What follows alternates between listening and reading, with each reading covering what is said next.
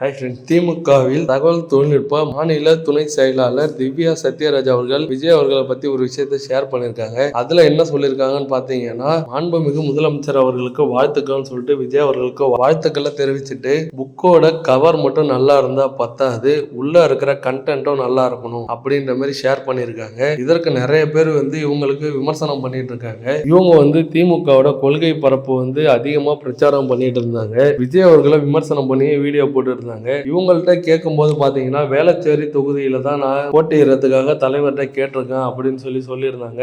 ஆனா இவங்க போட்டியிடல. இதற்காக பாத்தீங்கன்னா, உங்களுக்கு வேட்பாளர் பதவி கொடுக்கலனாலும் நீங்க கட்சியில இருப்பீங்களான்னு கேட்ட போதும், பதவி கொடுக்கலனாலும் பரவாயில்ல, என் உயிர் இருக்கிற வரையும் நான் திமுக தான் செயல்படுவேன் அப்படின்ற மாதிரி ஷேர் பண்ணியிருந்தாங்க. இப்போ 2 நாளாவே டிவிகேக்கு அகேன்ஸ்டா சில பல பிரச்சனைகள் அவங்களுக்கு மைனஸா போயிட்டு இருக்கு. அதற்காக தான் இந்த வீடியோ போஸ்ட் போட்டிருக்காங்க. புக்கு கவர் மட்டும் நல்லா இருந்தா பத்தாது, உள்ள இருக்கிற கண்டென்ட்டும் நல்லா இருக்கணும்ட்டு எங்களோட தலைவர் ஸ்டாலின் அவர்கள் மிகவும் சூப்பராக அரசியல் செஞ்சிருக்காங்கன்ற மாதிரி ஷேர் பண்ணியிருக்காங்க. இவங்க பாத்தீங்கன்னா டிவிகே கட்சி ஆரம்பிச்சதுல இருந்து விஜய் அவர்களுக்கு அகேன்ஸ்டா விமர்சனம் பண்ணிட்டு இருப்பாங்க.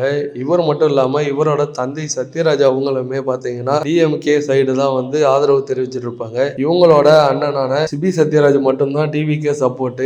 அவங்களுக்கு இப்போ பயங்கர ஃபேன் சப்போர்ட்டா போயிட்டு இருக்கு. திவ்யா சத்யராஜ் அவர்கள் இந்த ஒரு வீடியோ போஸ்ட் போட்டது பாத்தீங்கன்னா டிவிகே சைட்ல 2 நாளா மிகப்பெரிய மைனஸ் பாயிண்டா போயிட்டு இருக்கு. அதை பத்தி உங்களோட ஒப்பீனியன் சரியா தப்பான்னு கமெண்ட் பாக்ஸ்ல கமெண்ட் பண்ணுங்க. இதே போல ஹாட்டான ட்ரெண்டிங்கான அப்டேட்டுக்கு நம்ம சேனலை சப்ஸ்கிரைப் பண்ணி வச்சுக்கோங்க. தேங்க்யூ.